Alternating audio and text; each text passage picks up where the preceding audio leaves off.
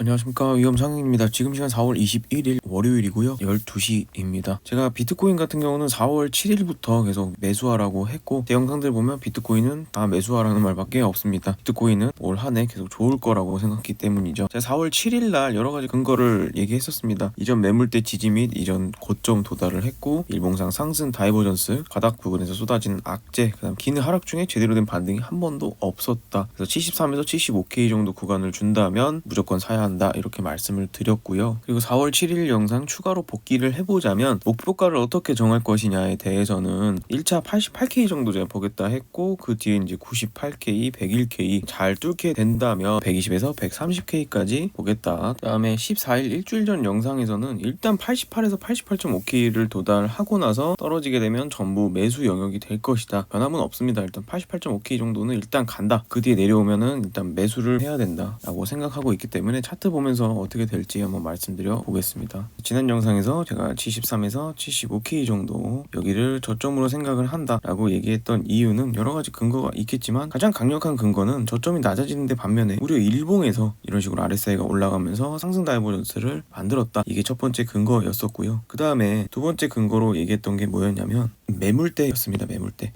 비트코인은 역대 이런 두터운 매물대를 한 번도 만든 적이 없었습니다. 기간으로 보나 위아래 크기로 보나 이런 매물대를 만든 적이 없었는데, 이거는 뭐 개미들이 만들었다기보단 누군가 큰 손이 만들었을 확률이 높죠. 이런 매물대는 아래에서 보호해줄 확률이 높기 때문에 이 매물대를 그대로 가지고 와 본다면 이 아래는 엄청난 방어막이 되는 거고 보호막이 되는 겁니다. 이 매물대를 아래로 한 번에 뚫을 수는 없습니다. 상승 다이버전스가 나오면서 이 매물대의 보호를 받아서 위로 올라갈 것이다. 그렇기 때문에 여기가 저점일 것이다 라고 생각을 했었던 거고요. 그다음 88에서 88.5K 정도를 단기 고점으로 그때 생각했던 이유는 요 위에 박스권 있죠. 항상 박스권이 굉장히 중요합니다. 이 박스권을 지지하고 지지했지만 여기서 한번 깼죠. 그리고 탈환한 척하지만 다시 한번 아래로 박살을 냈습니다. 못 깨고 지금도 트라이하고 있죠. 이렇게 지지와 저항이 여러 번 일어난 그런 박스권은 굉장히 신뢰도가 높아지기 때문에 이 박스권을 이렇게 아래로 가져와 보면 아래쪽에 또 동일한 크기의 박스권을 만들게 됩니다. 그래서 여기서 또 지지가 나올 거라고 생각을 했던 거고, 여기가 단기 저항이라고 생각했던 이유, 1차 목표가로 생각했던 이유는 다시 이 박스권 위에를 트라이 하면서 분명히 저항이 나올 거라고 생각했기 때문이죠. 그래서 지금 여기서 다시 한번 트라이하는 모습이 나오고 있고, 매물대 관점으로 봐도 일단 여기를 뚫어 올리는 게 가장 큰 관건입니다. 그래서 여기를 뚫어 올리게 되면 그 다음 관건은 이쪽 매물대가 될 겁니다. 94K 정도요. 일단 88.5K를 뚫어 올리게 되면 다음 목표가는 94K 정도를 일단 볼 겁니다. 가게 되면 영상을 제가 한 번 더 올릴 거고요. 왜 그렇게 생각하냐면, 여기서도 계속 지지저항이 나왔던 그 자리였는데, 그 다음 포인트를 보시면 여기서도 지지저항이 계속 나왔습니다. 지지했지만 여기 깨버렸거든요. 그 매물대가 보면 94에서 95K 매물대 정도가 됩니다. 이 매물대, 그러니까 여기서 매도세가 굉장히 강했다라고 볼 수 있겠고,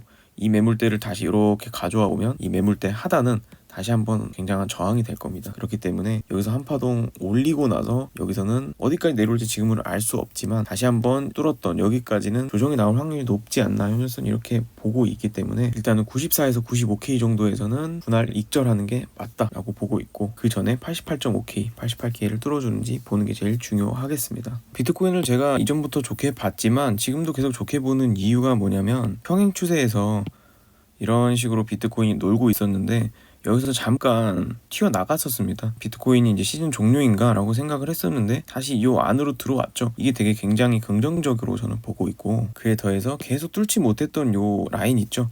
못 뚫었고 근처도 못 갔고 못 뚫었고, 여기서도 계속 못 뚫다가 비비다가 요 뚫지 못했던, 어쨌든 이 기나긴 1월 12월부터 계속 못 뚫었던 이 하락 추세는 어쨌든 일봉으로 지금 뚫어 올리는 거기 때문에 이게 굉장히 중요한 하나의 일봉이 될 것 같고요. 그리고 일봉상 일목구름대로 봤을 때 굉장히 구름이 두텁기는 합니다. 그런데 이제 구름 하단대를 뚫고 올라가서 구름 상단까지 거의 트라이 하는 모습이기 때문에 89K를 뚫고 구름대 위로 안착해주면 정말 좋은 그림이라고 볼 수 있겠죠. 그래서 제가 88.5K 여기를 되게 중요시하게 얘기하는 거고요. 그다음에 나스닥은 빌빌거리는 반면에 얘는 일단 이평선으로 보시더라도 5일선으로 쌍바닥을 만들고 캔들도 쌍바닥을 일단 만든 상태이죠. 그리고 5일선과 21선이 골든크로스가 났습니다. 그리고 61선 위에 올라와 버렸고 이렇게 흰색선 올라가죠. 이것도 1년선입니다. 보통 우리가 많이 보는 241선 그 위에 지금 안착하는 모습이고, 그다음에 그 위에 이평선은 요 하나밖에 없습니다. 이제는 역배열이긴 하지만 112일선 이게 6개월 선입니다. 6개월 선 여기만 정복하면 되기 때문에 일단 올라가서 여기 맞고 내려온다고 해도 이제 모든 이평선들이 다 정배열로 돌아오는 시간이 조금 걸리겠지만 5월 초반에 만들게 된다면 여기서 이런 식으로 내상승을 만들 수 있는 자리다 라고 현재로서는 이렇게 보고 있습니다. 이평선으로 보나 쌍바닥 그리고 일봉상 상승 다이버전스를 만들어준 모습 여러 가지로 봤을 때 비트코인은 요 위에 94K 정도에서 걸린다고 해도 여기서 이제 눌러주면서 여기서 이평선 정배열을 만드는 시간을 가지고 이런 식으로 상승이 나오지 않을까 현재로서는 이렇게 보고 있습니다. 88에서 88.5K를 뚫어주고 94K까지 가고 그 다음에 눌리게 된다면 여기서는 여러분들이 이쪽으로 매수를 해야 되는 라인이 아닌가 이렇게 보겠습니다. 그 다음에 제가 4월 7일 영상에서 테더 도미너스도 말씀을 드렸었어요. 6.42%를 넘지 못한 채로 아래로 내려오는 게 맞지 않나, 내려올 것이다 이렇게 말씀드렸고, 제가 비트코인을 추가적으로 상승을 말하는 이유 중에 한 가지는 테더 도미너스가 있기 때문에 차트 보면서 또 말씀드려 보겠습니다. 테더 도미너스 제가 그때 6.42%못 깨고 이렇게 내려올 거라고 했던 거 전 영상이랑 한번 비교해 보시면 좋을 것 같고, 테더 도미너스는 이런 식으로 하나의 파동이 내려오고 이런 식으로 반등파가 나오고 C파로서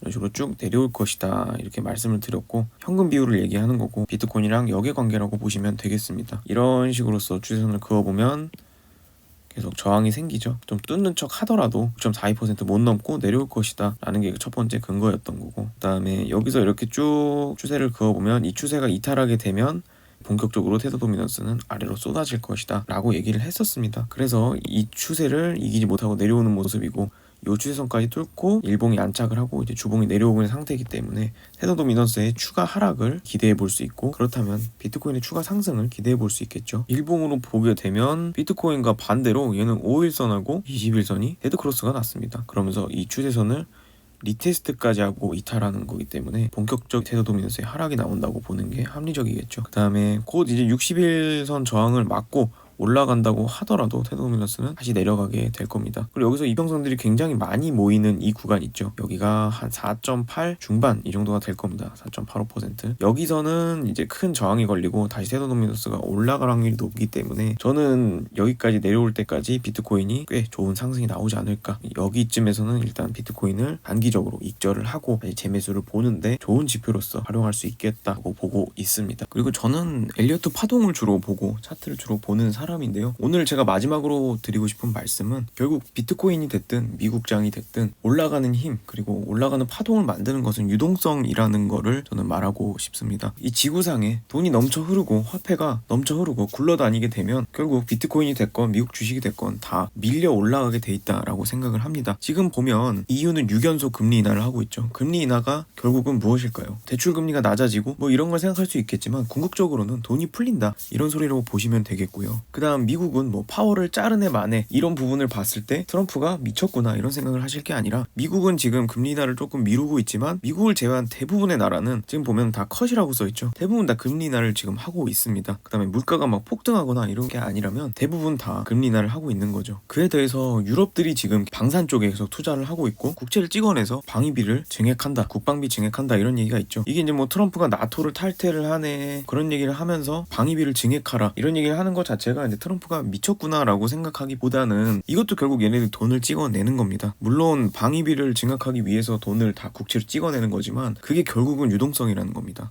지구상에 우리 M2라고 하죠. 통화량이 늘어난다는 겁니다. 통화량이 늘어나게 되면 저는 자동적으로 비트코인이 올라갈 수밖에 없다 이렇게 생각하고 있고요. 제 생각을 가장 정확하고 간단하게 정리해놓은 사람이 라울 팔이라고 생각을 합니다. 이 사람이 X에 올린 거를 보면 글로벌 M2 돈을 찍어내서 전 세계에서 돈의 양이 많으면 비트코인은 올라가게 돼 있다. 그것을 이제 이 사람은 그래프로서 글로벌 M2와 비트코인의 가격을 그래프로 만들어 놓은 것이죠. 이 사람이 초창기 때는 10주 정도를 선행한다라고 했습니다. 근데 본인이 뭐 회사에서 연구를 한 결과 12주 정도면 가장 정확하지 않나라고 얘기를 했습니다. 그래서 글로벌 M2가 먼저 선행해서 올라가고, 그러니까 돈이 많이 풀려서 시중에 돌아다니면 비트코인은 그것을 따라간다. 그 선행은 12주 정도, 이 정도가 가장 정확하다고 이 사람은 생각을 하는 것 같아요. 저는 뭐 10주든 12주든 13주든 여러 가지로 주장하는 사람들이 있지만 그 언저리에서 오차가 2, 3주 정도 나는 거지만 큰 흐름은 비슷하다, 이런 식으로 저는 보고 있어요. 이것도 차트를 보면서 좀 말씀을 드려 보겠습니다. 제가 준비한 차트는 아래쪽에 노란색, 이게 10주 선행하는 글로벌 M2 그래프입니다. 비트코인과 어느 정도 상관관계가 있다고 저는 생각을 하고요. 이거 이제 뭐 절대적으로 맞는다라고 볼 수는 없지만 우리가 어느 정도 참고용으로 쓰기 좋을 것 같습니다. 22년도 대하락장을 보면 글로벌 M2가 여기서 정점을 찍고 쭉 내려옵니다. 돈이 줄어들었다는 소리죠. 그러면 쭉 이제 내려왔죠, 비트코인이. 그러면서 먼저 선행을 해서 10주 정도 글로벌 M2 통화량이 올라가게 됩니다. 그러면서 비트코인이 쭉 올라온 모습이고, 여기서 글로벌 M2가 다시 박스권을 그리면서 횡보를 합니다. 그렇게 되자 비트코인도 횡보를 하다가 글로벌 M2가 떨어지자 여기서 또 떨어졌죠. 그래서 여기서 다시 한번 글로벌 M2가 쭉 올라가면서 슬슬 올라가는 모습이죠. 그 다음에 여기서 진짜 힘든 장이었습니다. 이때 엄청난 횡보를 보였는데 이때도 글로벌 M2는 쭉 횡보를 보였습니다. 그리고 다시 통화량이 위로 올라가자 여기서 또 불장이 한번 나왔죠.